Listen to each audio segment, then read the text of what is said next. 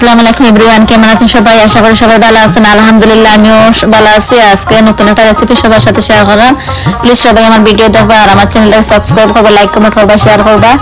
এখানে শিমের বীজ আমি নিয়েছি, ভিজাইয়া রাখলাম পানি দিয়ে।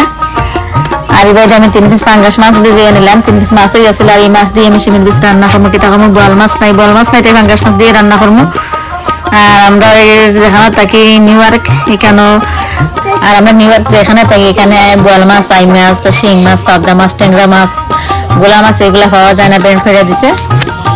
আর আমার বোনের বিচির খোসাগুলো সুন্দর করে পরিষ্কার করে নেয়, যে সুন্দর লাগে দেখতে, ভালো লাগে।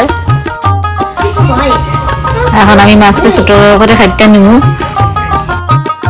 আমার মাছ কাটা হয়ে গেছে, যখন আমি মাছটা ভালো করে পরিষ্কার করে ধুয়ে নিব।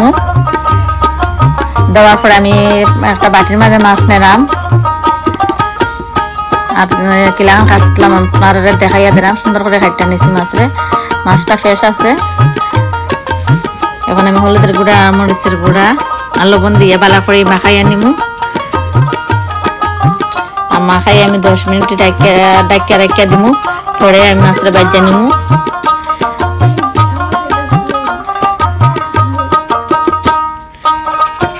এখন এবার আমি পেঁয়াজ কষাইয়া নিলাম,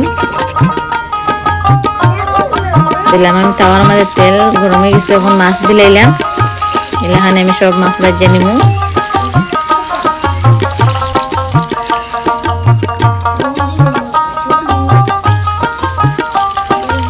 মাছ ভাজা ওই জায়গায় আমি উল্টাইয়া দিলাম। আর আমি বেশি টানাইয়া বাঁচতাম না, একটু হালকা করে ভাজিয়ে নিব।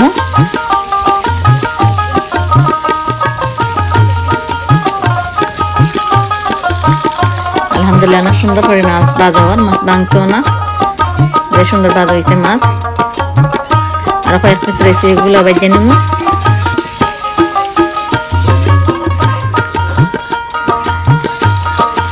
এখন একটা কড়াই গরম করে আমি তেল দিলাম। গরম তেলের মাঝে পেঁয়াজ দিয়ে আমি ব্রাউন কালার করে ভাজিয়ে নিয়েছি। দিলাম একটু পানি দেওয়ার পরে আমি মরিচের গুঁড়া, হলুদের গুঁড়া, ধনিয়া গুঁড়া দিয়া এখন বালা করে সব মশলা একলগে মিশিয়ে নিলাম।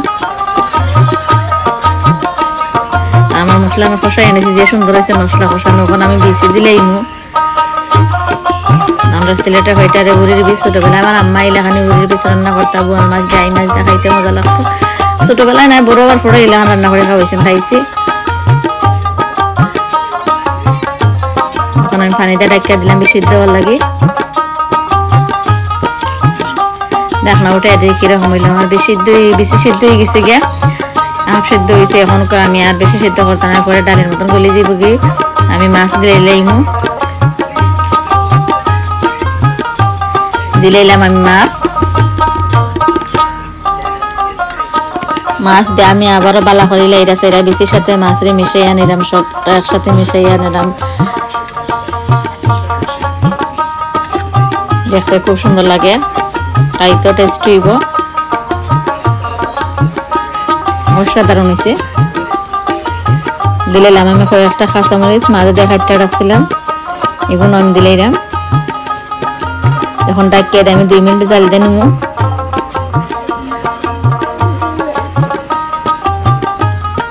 ঢাকনা উঠানোর পরে আরো সুন্দর কালার দেখা যায়। এখন আমি জল দিলাম, জল দিয়ে একটু লাইরা চাইরা দিলাম।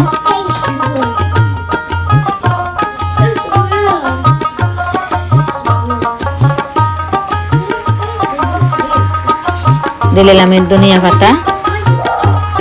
আমার রান্না হয়ে গেছে গিয়া।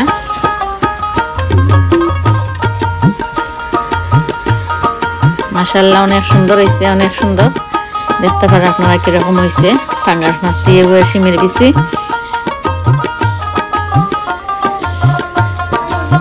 আর এনের একটা লেবু আনছিল, এটা এখন কাটতে নিব। এখন খাওয়া রাতের বেলা এখন খাইমু।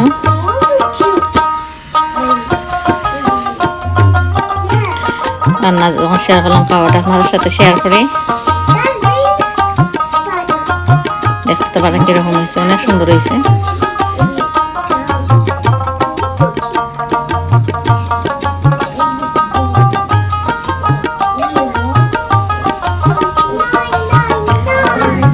আর এই বিচি লগে আমার নুনুরের বাসা। আর এনে রাব্বা হইছে খাইয়া মজা হইছে। আপনারা ভালো থাকবা, সবাই সুস্থ থাকবা। আজ এখানে